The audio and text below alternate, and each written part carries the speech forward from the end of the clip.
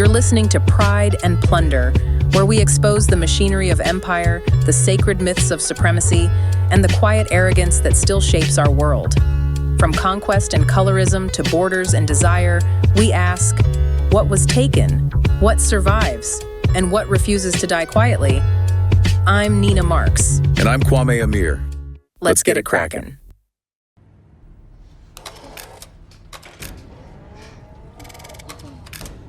Welcome, everyone, to this episode of Pride and Plunder. Today, we're embarking on what is, frankly, a challenging and quite critical exploration. We're looking at how faith, how religion, was systematically weaponized. Yeah, weaponized across continents, across centuries. The research we're examining lays out, sometimes in pretty stark detail, how religion provided the moral cover for what was essentially economic plunder. And not just cover, right? The research argues it provided the actual theological logic for taking territory. Exactly. That's the core. So our mission today is really to unpack that complex thesis. We want to focus on the specific structures, the mechanisms that the research details. We're tracing this line, this historical path, showing how religious belief was harnessed to drive the engine of empire. Reading scripture while, as the research puts it, trampling the earth. That's the image, yeah. And right at the outset, let's just state the central, perhaps shocking contention here. The justification, the systemic bedrock for centuries of theft, violence, cultural erasure, wasn't presented simply as greed. According to the documents, according to the theology developed, it was God. It was framed as a divine mandate, an absolute belief, carefully constructed, that gave permission to seize, to reorganize fundamentally, to erase whatever existed before. Okay, so let's really get into this idea of divine justification. If conquest got this divine green light, where did the actual paperwork start? Our sources keep pointing back to one specific document. They call it the founding document of conquest. The one that gave that initial sweeping divine license for taking territory globally. Yeah, that one. What was it? Right. To really get the mechanism, we have to go back to 1493. Pope Alexander VI and the papal bull known as Inter Cetera. Inter Cetera. Okay.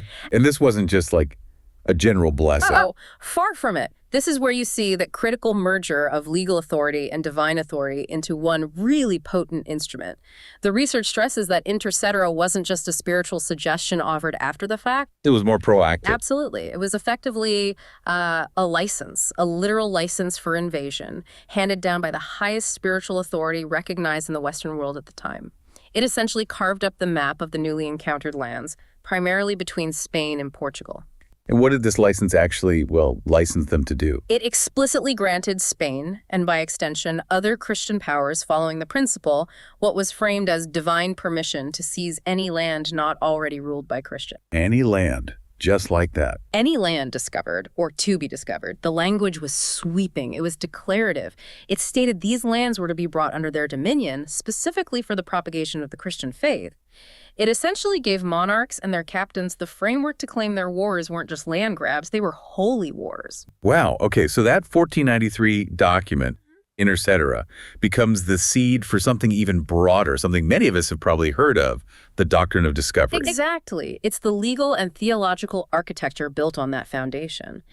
And while the name sounds historical, its impact, as the research shows, is far from over. What did the doctrine actually declare? What was its core assertion? At its heart, it's pure theological supremacy. The doctrine declared that any land uninhabited by Christians, and this is the key, was considered terra nullius. Empty land. Empty land, ownerless, even if it was, quite obviously inhabited by thriving societies. Yep. If those societies weren't Christian, the land was deemed vacant and available for seizure by Christian powers. That's just a staggering inversion of reality, declaring populated lands empty based purely on religious difference. And that act of reclassification, achieved through a theological decree, is the absolute crucial mechanism here. It's what allowed the stripping away of rights and protection. How so? Because indigenous nations, sovereign nations with their own laws, cultures, histories spanning millennia, were instantly redefined by this external religious authority. They were judged and found wanting according to Christian terms. So they were reclassified as what? As heretical, as non-sovereign, and chillingly, as subhuman. That theological judgment was the key that unlocked the justification for violence. Because if you're not fully human, if you're outside the correct faith, then your land isn't truly yours in a way that Christians must respect. Your culture holds no sacred value that they must recognize. Your very bodies are essentially unprotected.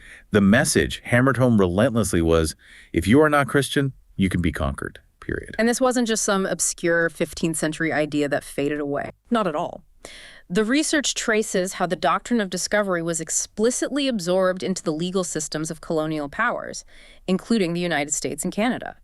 It influenced Supreme Court decisions on indigenous land rights well into the 20th, even the 21st century. So a theological decree from 1493 is still casting a shadow on legal battles today. It has very real material consequences, which really underscores the research's argument.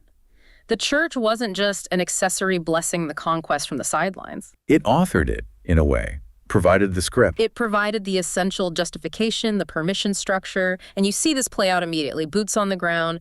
Priests weren't just trailing behind the conquistador. They were right there with them. Absolutely. Blessing the swords before battle, administering something called the requerimiento. The requerimiento. What was that? It was this bizarre, almost surreal legalistic document, a demand read aloud to indigenous peoples, often in Spanish or Latin, which they couldn't understand, that they immediately submit to the authority of the Spanish crown and the Catholic Church. Read in a language they didn't speak. Often, yes. And if they refused or simply didn't respond because they couldn't comprehend, that was justification for attack. Immediately. It was interpreted as a rejection of God and the king, a declaration of unjust war on their part, which then legitimized ruthless violence from the Spanish side. That's stunning. Violence justified because the victims didn't understand the ultimatum. That's the absolute core of what the research labels theological violence. It wasn't just about physical force. It was about using religious doctrine itself as a weapon. The Bible wasn't just translated. It was translated into the language of empire. It became a political charter. So resistance wasn't just rebellion against Spain. It was rebellion against God. Precisely. Resistance was automatically framed as demonic, as savage, as defiance against the very order of creation, and conversely, submission, surrendering your land, your autonomy. That was repackaged as salvation. I think I grasped the concept of theological violence, but could you give a more visceral example? How did it look beyond just words and demands? Well, think about the material culture. When Spanish conquistadors encountered, say, magnificent gold artifacts crafted by Aztec or Incan artisans, objects imbued with deep spiritual meaning, representing gods, ancestors, cosmic forces. They didn't just see wealth, they saw idols, demonic objects. So melting them down wasn't just about getting bullion for the crown or the church. Just seen as a holy act. It was framed as an act of spiritual purification, destroying the false gods and transforming that heathen material into funding for building churches, for financing further missions, the physical violence, the destruction of irreplaceable art and history, the enslavement of people to mine more gold. It was all coated in this veneer of righteous purpose. Doing God's work. Doing God's work. The theological framework provided the ultimate loophole, allowing horrific acts while maintaining a clear conscience. That's the insidious power of theological violence. It licensed brutality by calling it grace. Okay, so the initial justification is set. God says we can take this. The next phase, which the research goes into in painful detail, seems to be about ensuring that conquest sticks culturally. It details a systematic annihilation of memory, of identity. Yes, this wasn't just accidental loss during conflict. The research describes it as a deliberate war on knowledge, a targeted campaign to erase the history, the culture, the intellectual traditions of the conquered people. Why? What was the strategic goal of erasing memory? Because indigenous history held their identity. It held their systems of governance, their connection to the land, their claims to sovereignty. If you could erase that history, you could argue they never really had those things in the first place, or that what they had was illegitimate. And the most striking example of this, highlighted in the research, is the literal destruction of written records in the Americas. It's staggering. The research cites the figure. Over 27,000 indigenous texts codices, these incredibly complex painted books, systematically incinerated in Mexico alone. 27,000, under the guidance of Spanish clergy. Yes. And we need to pause and absorb what that means. These weren't just simple storybooks. We're talking about Mayan astronomical calculations, far more advanced than Europe's at the time, Aztec medical encyclopedias, detailed genealogies, sophisticated philosophical treatises, agricultural knowledge built over centuries. It's an intellectual genocide. Absolutely. The goal was explicit: to sever the people from their own past, to make it seem like the history of the continent only truly began with the arrival of Christianity and Europeans. By burning the libraries, they tried to force the survivors into a narrative vacuum where their pre-colonial existence was just darkness waiting for the light of the cross. And this wasn't just a phenomenon in the Americas, right? The research shows this pattern repeating globally. The same basic mechanism, adapted. Look at Africa. The research details how Christian missions actively worked to discredit and dismantle traditional knowledge systems, healing practices passed down generations, branded as witchcraft, complex kinship structures that formed the bedrock of societies, reclassified as primitive or sinful. Sacred ritual. Outlawed, suppressed, or sometimes subtly replaced with Christianized versions that stripped them of their original meaning. The aim was always to break the existing social contract and replace it wholesale with a Western Christian framework. You can feel the power dynamic in that replacement. The example from Australia is particularly jarring. Right. Anglican settlers literally constructing their churches directly on top of Aboriginal sacred sites or burial grounds. It's such a potent symbol. A physical assertion of dominance. Over the land, over the living, and even over the ancestors. It's a way of saying, our God displaces yours, our history overwrites yours, even in death.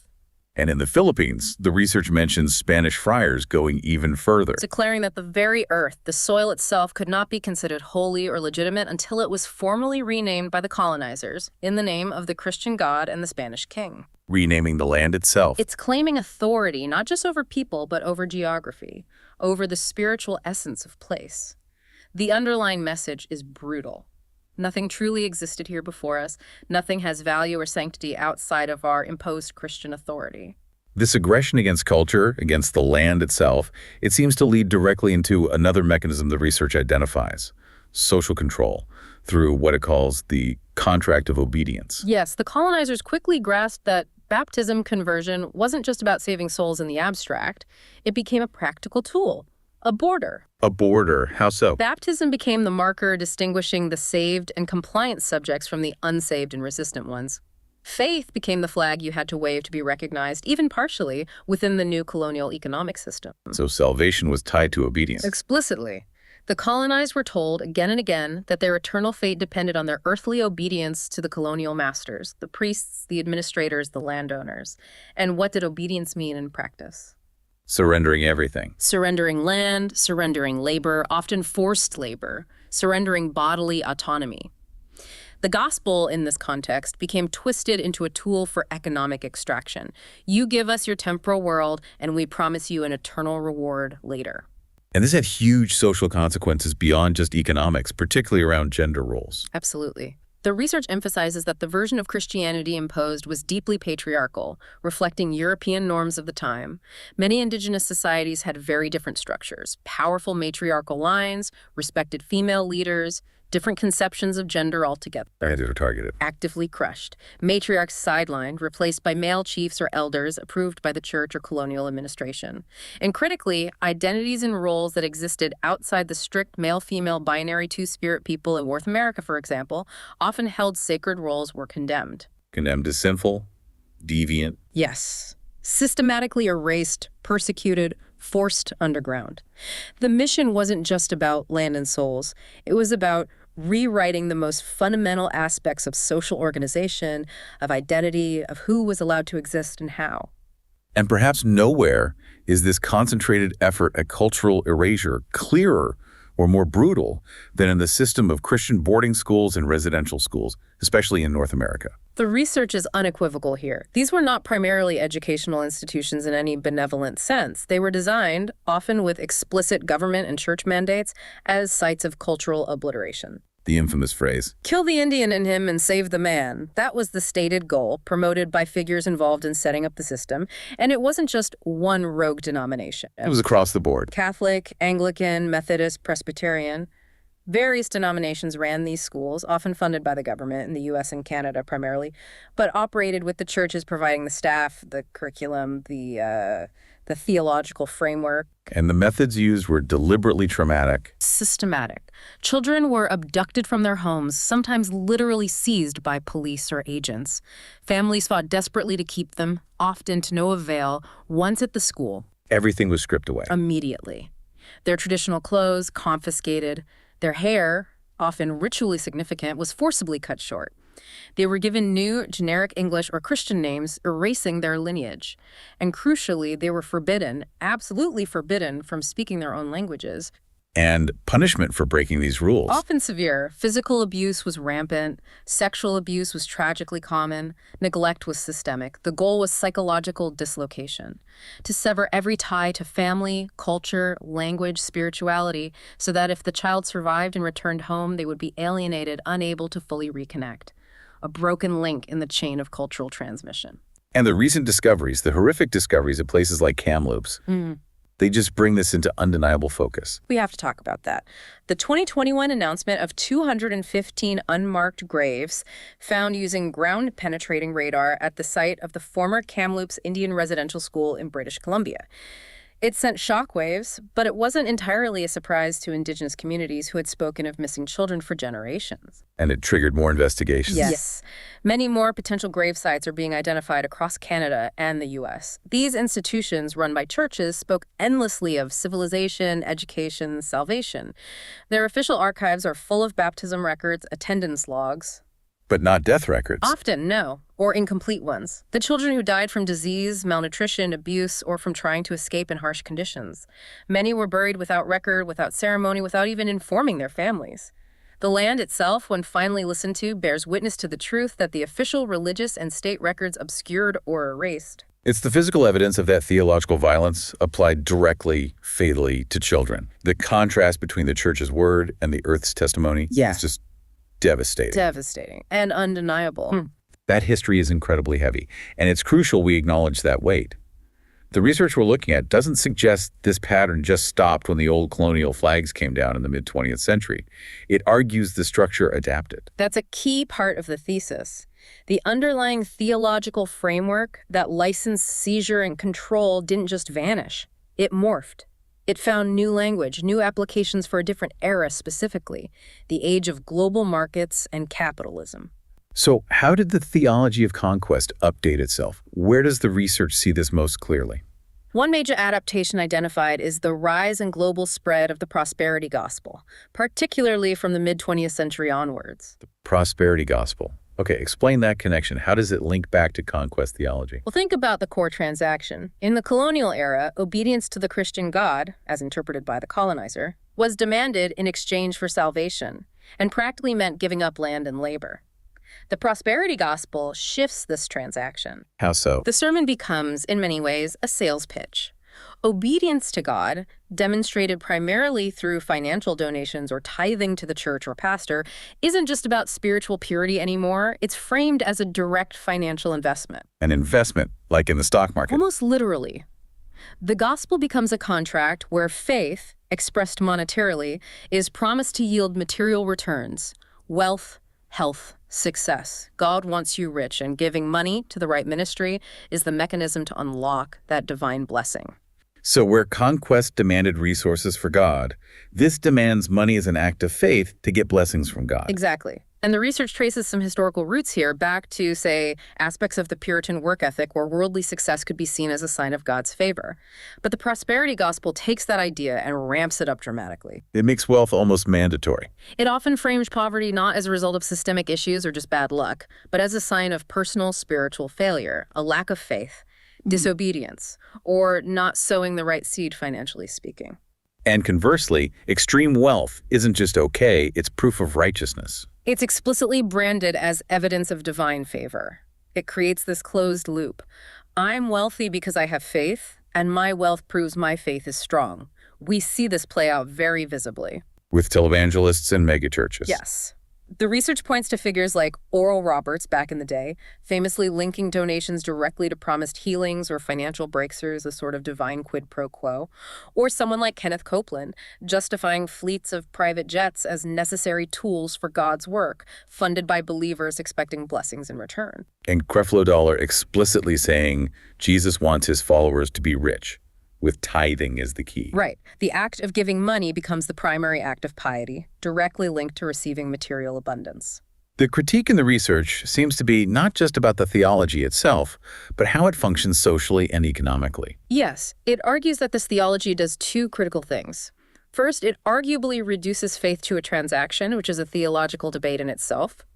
But second, and perhaps more significantly for this discussion, it effectively sacralizes existing capitalist structures and inequalities. How does it do that? By framing wealth as divine blessing and poverty as spiritual lack, it makes economic inequality look like the natural, even divinely ordained order of things. It provides a powerful moral justification for extreme wealth accumulation and minimal social responsibility. So the landlord isn't just a landlord. They might be framed as a steward blessed by God. The CEO isn't just running a company. They might be seen as having a prophetic vision for the marketplace. Billionaires become the chosen, their success proof of God's favor. It subtly echoes the old divine right arguments, but applied now to market position instead of royal bloodlines. It shields the system from critique by coding it in piety. Precisely. It argues that the wealthy are wealthy because they're following God's financial principles correctly, and the poor just need more faith and maybe need to donate more. Okay, so that's the market adaptation. But the research also draws a line from the older models of religiously sanctioned violence to modern warfare, doesn't it? It mentions the Crusades as blueprints. Yes, the argument isn't that modern conflicts are identical to the Crusades, but that the structure of merging faith with military campaigns established back then continues to resonate. What was that core structure? It established the principle that violence committed against designated enemies of the faith could not only be justified, but could actually be spiritually meritorious. Popes offered absolution, forgiveness of sins for participating in these holy wars.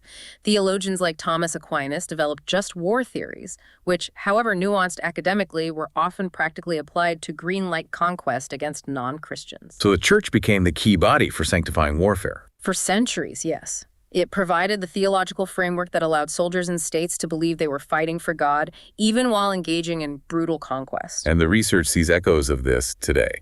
It points to examples, particularly in recent conflicts involving Western powers in the Middle East.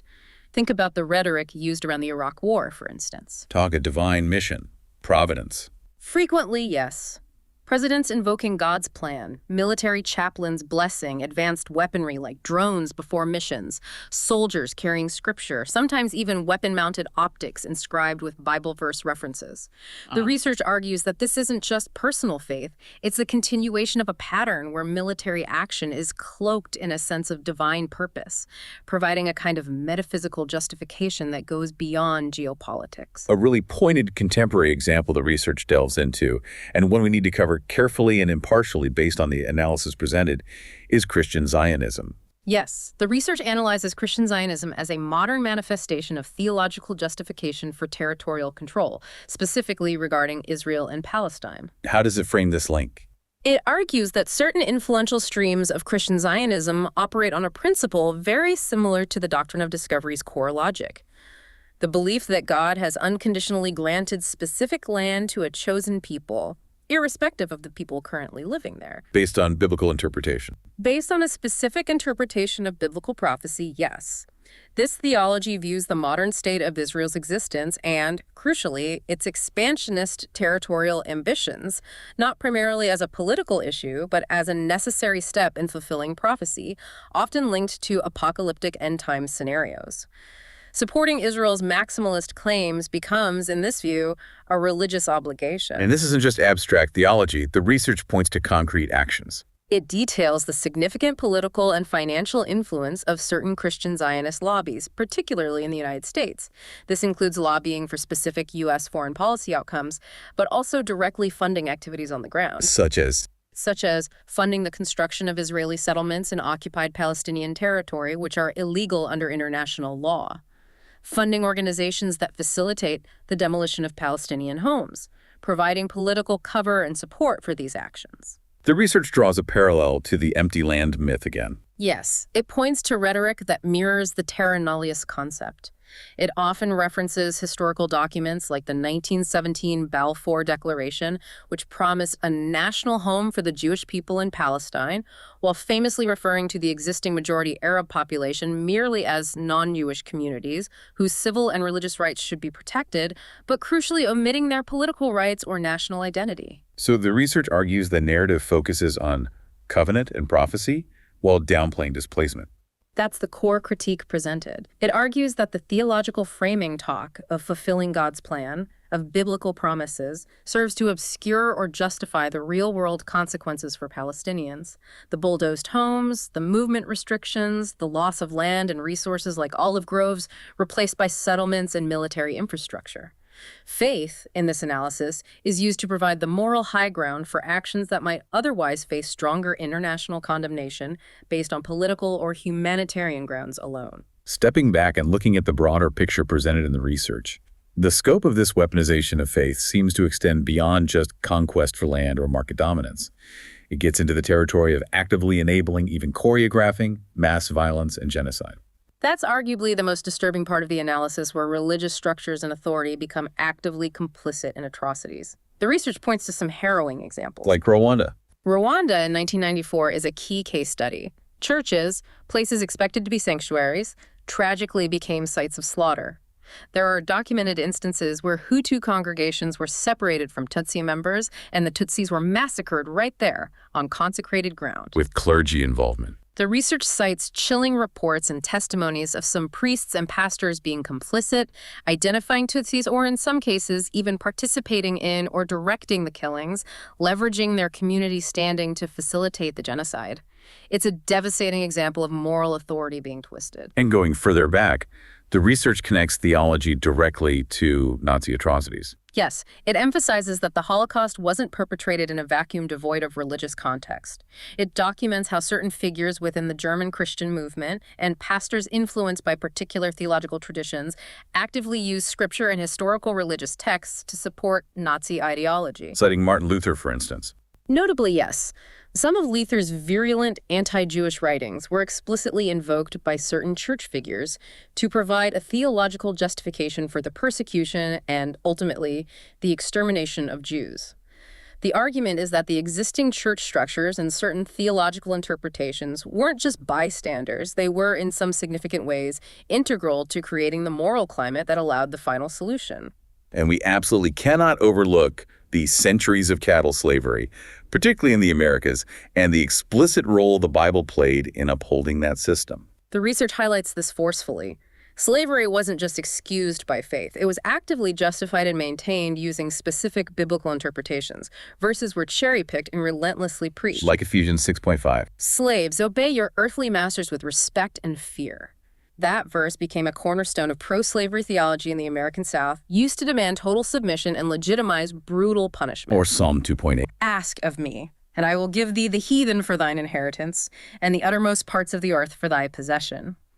That was often interpreted as a divine charter for Christians to claim both the lands and the bodies of non-Christian peoples, particularly Africans defined as heathen. So at all these major instances, colonization, genocide, slavery, the research argues faith wasn't just present, it provided the necessary tools of justification. It was either deeply complicit or actively handed over the theological script that rationalized the unthinkable. Okay, so if religion provided the license, the moral cover, the justification, what does the research identify as the single enduring motive cutting across all these different contexts and centuries? Plunder, pure and simple. Plunder, not salvation.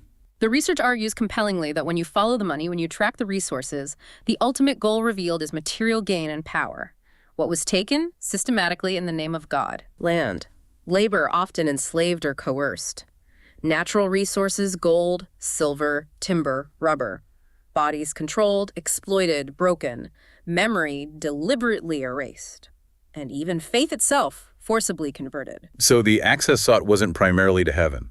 It was access to capital. It wasn't ultimately about spiritual salvation for the conquered. It was about establishing earthly sovereignty and economic dominance for the conqueror. Let's trace that capital connection as the research lays it out. How did religious institutions directly benefit?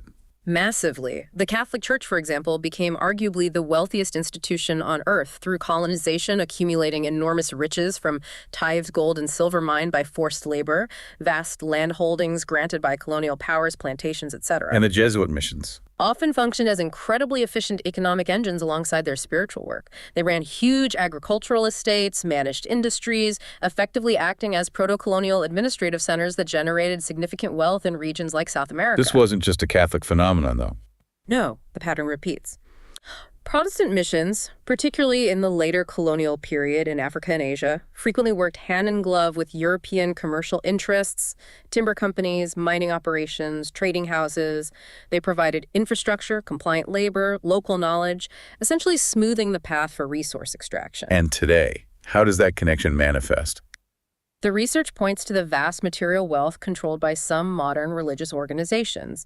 Think of the extensive, often tax-exempt, real estate portfolios held by groups like the Catholic Church or large evangelical megachurch networks, complex financial operations, media empires, all while often preaching detachment from worldly wealth. There's also mention of faith-based NGOs in the modern context. Yes, that's presented as a more contemporary, subtle form of this linkage. The research suggests that while many NGOs do vital humanitarian work, some faith-based organizations operating in developing nations can sometimes function, intentionally or not, as a sort of soft power extension of foreign interests. How so? By tying essential aid, food, medicine, education, to adherence to certain cultural norms, political alignments, or economic models favored by the donor nations or organizations, it's presented as a potential continuation of the pattern, using the goodwill associated with faith and charity as camouflage for other agendas. The mechanism of control is just updated, less overt. So the research concludes that the violence wasn't just military or economic, it was fundamentally metaphysical. That's a powerful way it's framed. It was an assault on identity itself, reimagining indigenous gods as devils, rebranding political resistance as savagery or demonic influence, annihilating language, memory, connection to place. The goal was to create a dependent population, stripped of their own framework for understanding the world, leaving only the conqueror's system. The ultimate takeaway, then, is that to understand supremacy, we have to grasp how it was sanctified. And to understand plunder, you have to hear the prayers that accompanied it. The research delivers a stark critique. If your version of faith requires stolen land, demands forced labor, justifies silencing or eliminating other cultures to prove its truth, then the object of worship isn't God, it's conquest itself. But the research doesn't end there, on that note of total despair. It talks about survival, resistance. Critically, yes. It emphasizes that despite the ferocity of the assault, the sacred often survived the sword. People remembered, they kept stories alive, practiced traditions in secret, passed down counter-narratives under the very noses of the institutions trying to erase them. And there were voices from within the system who spoke out. Absolutely. The research highlights figures like Bartolomé de las Casas, the Spanish priest who witnessed the atrocities in the Americas and spent his life fiercely condemning them, advocating for indigenous rights. His writings are a crucial internal critique. And more recently, modern theologians like James Cone, a founder of Black theology. His argument was radical and powerful. Any concept of God that is silent on or complicit in the oppression of Black people is not the Christian God. It's a blasphemous idol. God, Cone insisted, must be found in the struggle for liberation. And Kelly Brown Douglas. Her work meticulously dissects how whiteness became intrinsically fused with mainstream American theology, creating a God that inherently supports racial hierarchy and empire. She calls for a faith explicitly disentangled from that white supremacist framework. So the underlying message isn't just condemnation, it's also about liberation. The research argues that true faith, authentic spirituality, isn't dead, but it has been held captive. It needs to be liberated from these historical structures of empire and supremacy that have misused it for so long. It's not enough to just acknowledge what was taken. We have to name who took it, how they took it, and specifically how they used the language and symbols of faith as their primary tool in justification. We have to refuse to kneel to conquest, even when it wears religious robes. We must stop calling theft divine. So, the ultimate point of the research, the challenge it poses directly to you, the listener, is this. If we want to truly dismantle systems of supremacy today, we first have to understand deeply how those systems were originally built and sanctified. We need to be able to identify and name the chaplains of empire, past and present. And maybe the most powerful, provocative conclusion drawn from this entire historical analysis is actually quite simple, yet profound. God did not say take it. They just needed us all to believe he did. That belief was the weapon. And knowing this history, understanding these mechanisms, it isn't just academic. The research insists this knowledge is actionable. It calls on us to actively participate in liberating faith, whatever our own beliefs or background, from its entanglement with conquest. Which leads to the question for you to reflect on. What does it actually look like in your own life and how you read history or scripture or even just the news to consciously refuse to let conquest wear the robes of righteousness? And perhaps deeper still, how does understanding that the core violence was often metaphysical, this deliberate shattering of identity, memory, and spirit, how does that change the way you look at our modern world? At institutions, at global finance, at the vast inequalities that are, in many ways, the direct inheritance of that history stretching back past 1493. That's the thought we'd like to leave you with today. We encourage you to keep exploring these complex, vital histories. Thank you for joining us for this episode of Pride and Plunder.